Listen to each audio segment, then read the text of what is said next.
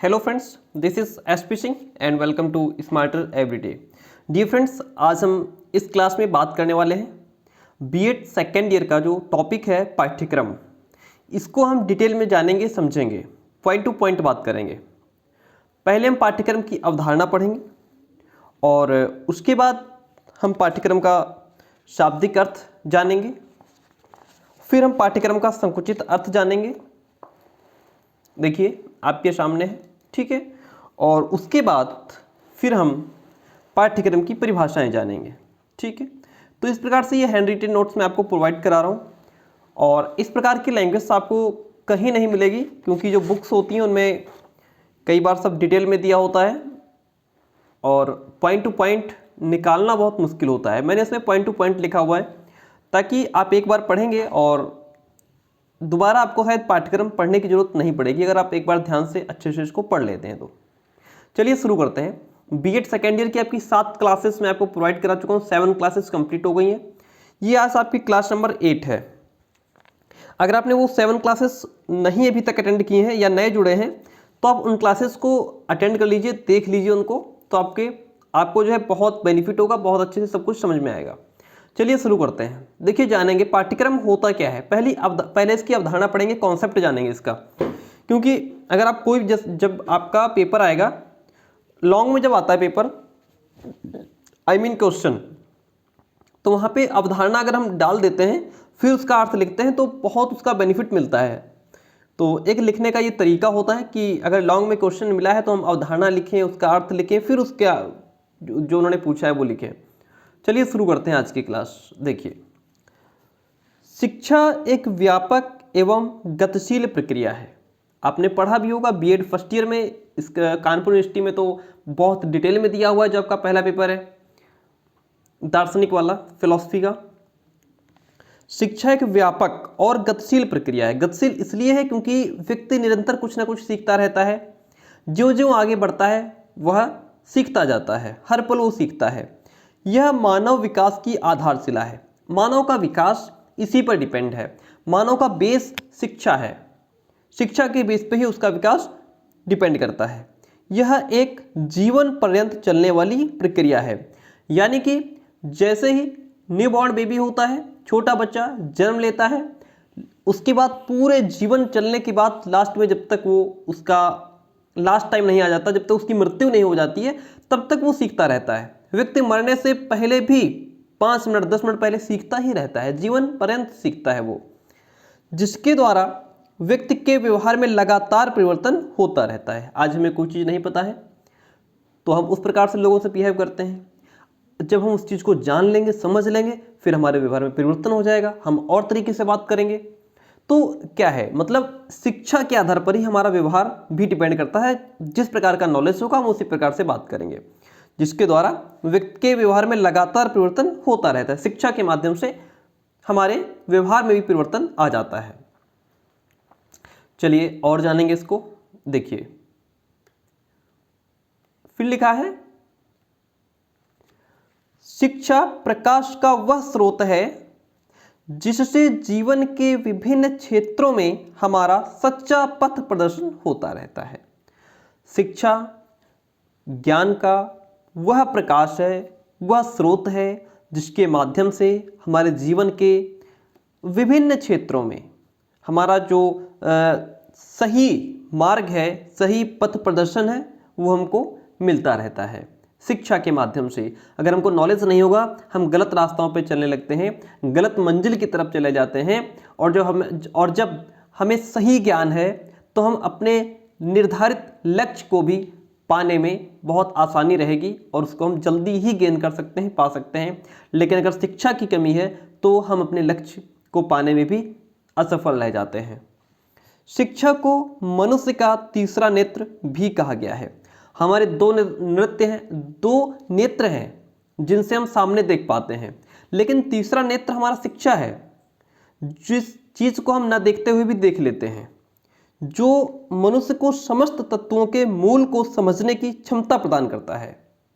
यानी कि जो शिक्षा है वो हमारा तीसरा नेत्र कहा गया है, जो मनुष्य को समस्त तत्वों के मूल को समझने की क्षमता प्रदान करता है, उसकी गहराई तक जाने में हमारी मदद करता है और उसे उचित व्यवहार करने के लिए तैयार करता है। इतनी बात समझ आ गई। अब देखिए आगे बढ़ते हैं। अरस्तु कहते हैं कुछ, क्या कह रहे हैं अरस्तु? अरस्तु कहते हैं कि शिक्षित व्यक्ति अशिक्षित व्यक्तियों से उतने ही श्रेष्ठ होते हैं जितने जीवित मृतकों से। यानी कि जिस प्रकार से एक मृतक व्यक्ति है और एक जीवित व्यक्ति है, जितना डिफरेंस उन दोनों में है उतना ही डिफरेंस एक शिक्षित और एक अशिक्षित में है। एक अशिक्षित व्यक्ति उस मृतक व्यक्ति के समान है जिसको कुछ नहीं आता, जो कुछ नहीं कर सकता, और शिक्षित व्यक्ति जो सब कुछ करने में सक्षम है। तो ये अरस्तु ऐसा कहते हैं। इस लाइन को आप जरूर याद रखिएगा। ये बात, ये जो है आप कहीं भी इस लाइन को डाल सकते हैं। जैसे अगर आप कहीं पर शिक्षा से रिलेटेड अगर आपका क्वेश्चन आता है तो वहाँ भी आप इस लाइन को डाल सकते हैं। ऐसी लाइनें जब आप अलग से डालते हैं तो उसका बहुत अच्छा बेनिफिट आपको मिलता है, क्योंकि जब आपकी कॉपियाँ चेक होती हैं, चलो अभी तो ऑब्जेक्टिव पेपर हो गया, वो तो कंप्यूटराइज चेक होता है, जो है आपकी ये क्या कहते हैं उसको, सीट को OMR बेस्ड, तो वो तो आपका कंप्यूटराइज चेक होता है। लेकिन जो आपका सब्जेक्टिव टाइप जब पेपर होता है तो वहाँ पे तो बस फटाफट वो लोग ये देखते हैं कि बच्चे ने किस प्रकार से लिखा है, राइटिंग कैसी है, प्लस वो अगर आपने कहीं कुछ अलग लिखा है तो उसको देखते हैं, उसके बेस पे आपको मार्क्स मिलते हैं। तो ये चीज़ें आप, अगर ऐसी चीज़ें मिल जाती हैं आपको लाइन बाई लाइन, तो उसको ठीक से लिख दिया करो, ऐसी डिफरेंसेस वगैरह या कोड्स। ठीक, विद्यालयों में शिक्षा के कुछ विशिष्ट उद्देश्यों की पूर्ति के लिए, विद्यालयों में शिक्षा के कुछ विशेष उद्देश्य होते हैं, उनको पूरा करने के लिए योजनाबद्ध, यानी कि किसी भी काम को पूरी योजना के साथ और नियोजित ढंग से ज्ञान प्रदान किया जाता है। ये उद्देश्य व्यक्ति के व्यवहार, परिवर्तन के ढंग, मात्रा, दिशा, साधनों, इन सब से संबंधित हो सकते हैं। यानी कि विद्यालय में जो भी शिक्षा दी जा रही है उससे रिलेटेड कुछ विशेष उद्देश्य होते हैं, उनको पूरा करने के लिए कुछ योजनाएं बनाई जाती हैं, कुछ सुनियोजित ढंग से उनको ज्ञान प्रदान किया जाता है या उन कार्यों को उचित तरीके से किया जाता है। ठीक है, जिससे कि उनके व्यवहार, परिवर्तन, ढंग, मात्रा, दिशा, साधन आदि ये सब आपस में संबंधित होते हैं। चलिए बढ़ते हैं नेक्स्ट क्वेश्चन की तरफ। सॉरी, नेक्स्ट क्वेश्चन नहीं, आगे बढ़ते हैं। अवधारणा ही पढ़ रहे हैं अभी तक हम। देखिए, ये सभी उद्देश्य किसी विशेष माध्यम से ही पूर्ण किए जा सकते हैं। ये जितने भी उद्देश्य होते हैं हमारी शिक्षा से रिलेटेड, ये किसी विशेष माध्यम के द्वारा ही इनको पूर्ण किया जा सकता है, तथा इन माध्यमों में सर्वाधिक उपयुक्त और महत्वपूर्ण नाम पाठ्यक्रम का आता है। ठीक है, ये जितने भी माध्यम हैं इनमें सबसे अधिक जो उपयुक्त और महत्वपूर्ण नाम है वो पाठ्यक्रम का है। ठीक है, अब हम जानेंगे पाठ्यक्रम का शाब्दिक अर्थ क्या होता है। देखिए, पाठ्यक्रम शब्द आंग्ल भाषा के, ये ध्यान रखिएगा, अगर शाब्दिक अर्थ पूछ ले या पाठ्यक्रम का अर्थ पूछ ले तो उसमें भी आपको ये लिखना पड़ेगा। पाठ्यक्रम शब्द जो है वो आंग्ल भाषा के कैरिकुलम शब्द का हिंदी रूपांतरण है। आंग्ल भाषा है उसका वर्ड है कैरिकुलम, ठीक है, उसका हिंदी रूपांतरण है पाठ्यक्रम। आंग्ल भाषा का जो कैरिकुलम शब्द है वो कहाँ से आया है? वो आया है लैटिन भाषा से। लैटिन भाषा का एक वर्ड है क्यूरेरे, क्यूरेरे से बना कैरिकुलम, कैरिकुलम से बना पाठ्यक्रम।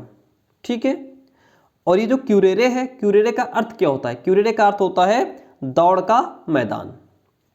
पाठ्यक्रम शब्द आंग्ल भाषा के कैरिकुलम शब्द का हिंदी रूपांतरण है तथा आंग्ल भाषा का कैरिकुलम शब्द लैटिन भाषा के क्यूरेरे शब्द से बना है, जिसका अर्थ होता है दौड़ का मैदान।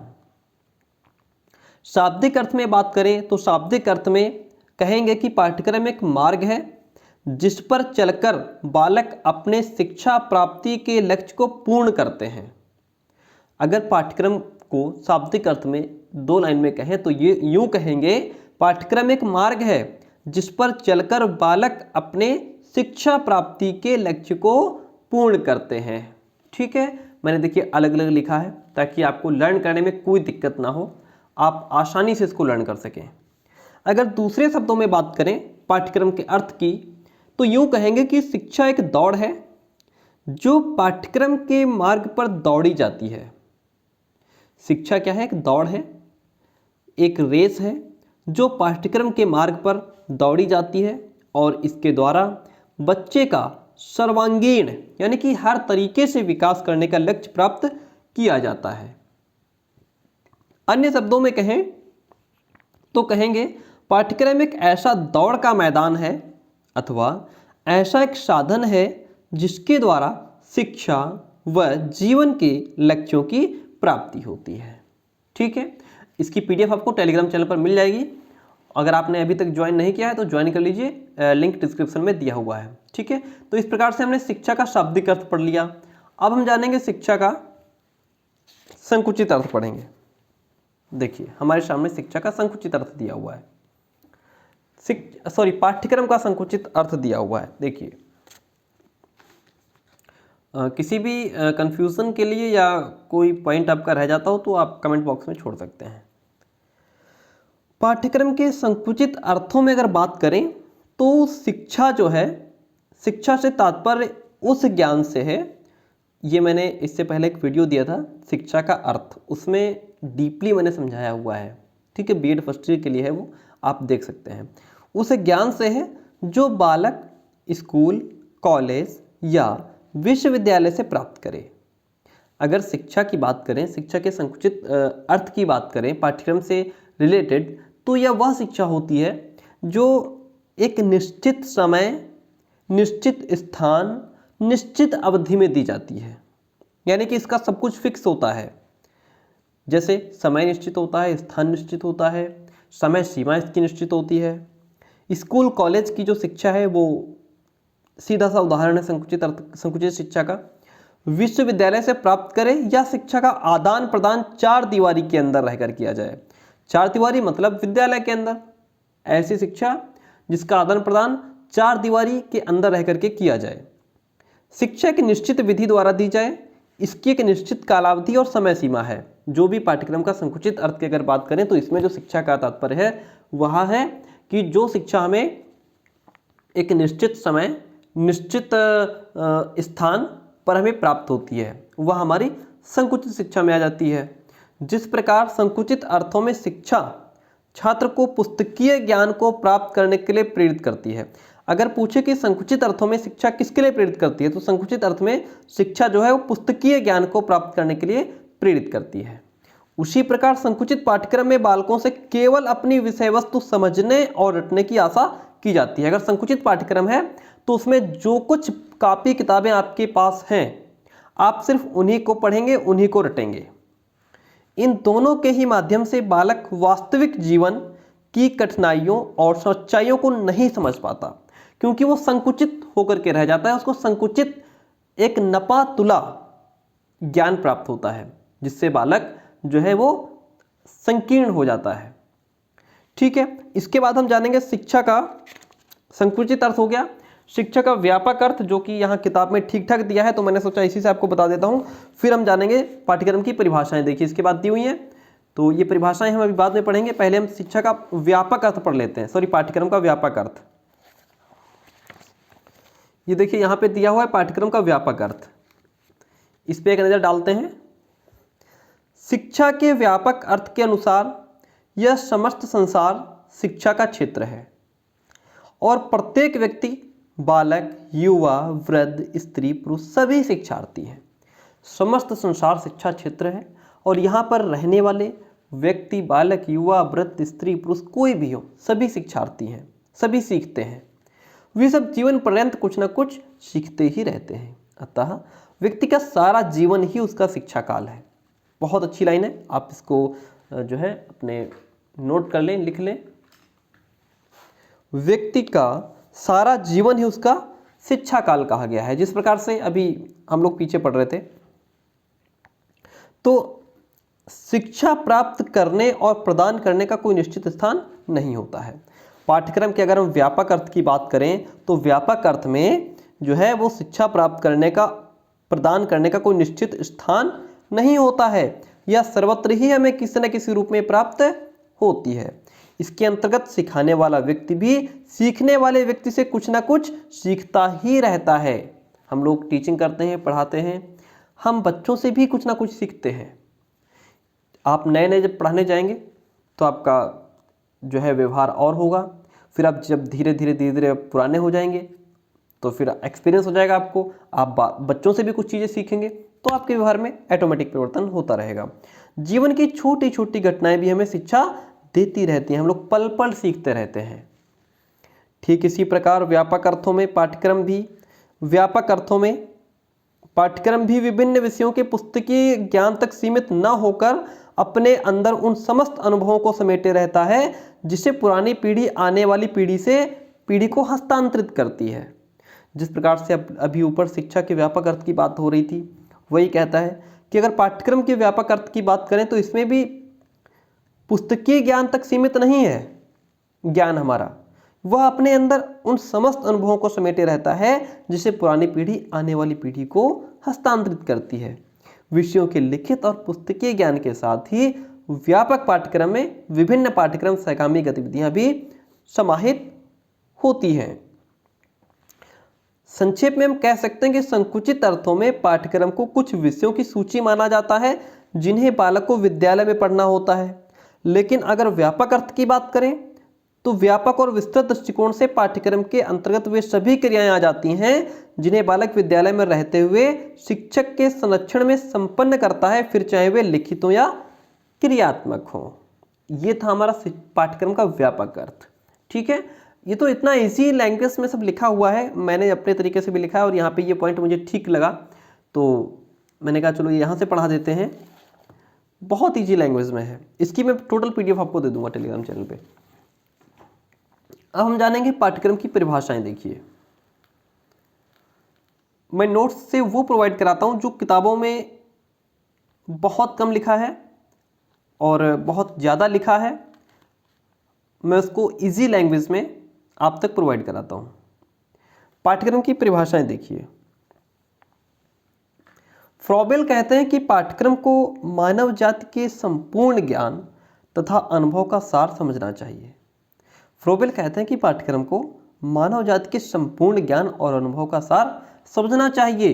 हेनरी कहते हैं कि पाठ्यक्रम में वे सभी क्रियाएं आ जाती हैं जो स्कूल में विद्यार्थियों को दी जाती हैं। बात बिल्कुल सही है। पाठ्यक्रम में वो अगर जैसे क्वेश्चन में एक सीटेट में भी क्वेश्चन आया था कि पाठ्यक्रम के अंतर्गत विद्यालय की कौन कौन सी विधियां आती हैं, तो विद्यालय के अंतर्गत होने वाली समस्त क्रियाएं पाठ्यक्रम के अंतर्गत आ जाती हैं। ठीक है, इससे रिलेटेड क्वेश्चन सीटेट में पूछ लेता है। क्वेश्चन सीधा सीधा आया था कि विद्यालय के अंतर्गत होने वाली कौन सी क्रियाएं पाठ्यक्रम के अंतर्गत आती हैं, 4 ऑप्शन दिए हुए थे। तो वहां पे हमको एक ऑप्शन ये भी था कि विद्यालय के अंतर्गत होने वाली समस्त क्रियाएं पाठ्यक्रम के अंतर्गत आ जाती हैं, जो कि सही था। ठीक है, तो ये बात सही है, पाठ्यक्रम में वे सभी क्रियाएं आ जाती हैं जो स्कूल में विद्यार्थियों को दी जाती हैं। चलिए, इसके बाद लास्ट डेफिनेशन बची है हमारी कनिंघम के अनुसार। देखिए, बहुत अच्छी डेफिनेशन है। पाठ्यक्रम कलाकार यानी कि शिक्षक के हाथ में एक साधन है। जो पाठ्यक्रम है वह शिक्षक के हाथ में एक साधन है जिससे वह अपनी सामग्री यानी कि शिक्षार्थी को अपने आदर्श यानी कि उद्देश्य के अनुसार अपनी चित्रशाला यानी कि विद्यालय में ढाल सके। पाठ्यक्रम जो है वह शिक्षक के हाथ में एक साधन है जिससे वह अपने शिक्षार्थी को अपने उद्देश्य के अनुसार अपने विद्यालय में ढाल सके। ठीक है, तो माय डियर फ्रेंड्स, आज की ये क्लास पाठ्यक्रम का अर्थ जाना हमने, संकुचित अर्थ जाना, व्यापक अर्थ जाना, उसकी डेफिनेशंस जानी। तो इस प्रकार से ये आपका, अगर कानपुर यूनिवर्सिटी की बात करूं तो उसमें आपका ये पेपर सेकंड रहेगा। ठीक है, पेपर फर्स्ट भी चल रहा है हमारा, पेपर सेकंड भी मैंने शुरू कर दिया है। पेपर सेकंड में आपका पाठ्यक्रम से शुरू किया है। माय डियर फ्रेंड्स, अगर वीडियो पसंद आया हो तो प्लीज़ लाइक शेयर कमेंट करके जाइएगा। हमारी मेहनत को लाइक कीजिए। मैंने बहुत मेहनत से देखिए ये सब लिखा हुआ है सिर्फ आप लोगों के लिए, उसके बाद भी आप लोग लाइक नहीं करते हैं। सो प्लीज़ आपसे रिक्वेस्ट है कि आप लाइक करें, अपने दोस्तों तक जरूर पहुंचाएं, अपने कॉलेज ग्रुप में जरूर शेयर करें। और ऐसी स्टडी इस प्रकार से कोई नहीं आपको पढ़ा सकता। तो चलिए ठीक है, मैं आशा करता हूं कि आप बिना लाइक किए और अगर चैनल पर नए आ गए हों तो बिना सब्सक्राइब किए नहीं जाएंगे। और कमेंट में जरूर बताएं कि आपको आज की क्लास कैसी लगी। कमेंट बॉक्स में अपनी राय जरूर दें। कोई डाउट रह गया हो तो कमेंट बॉक्स में छोड़ दीजिए। Thank you.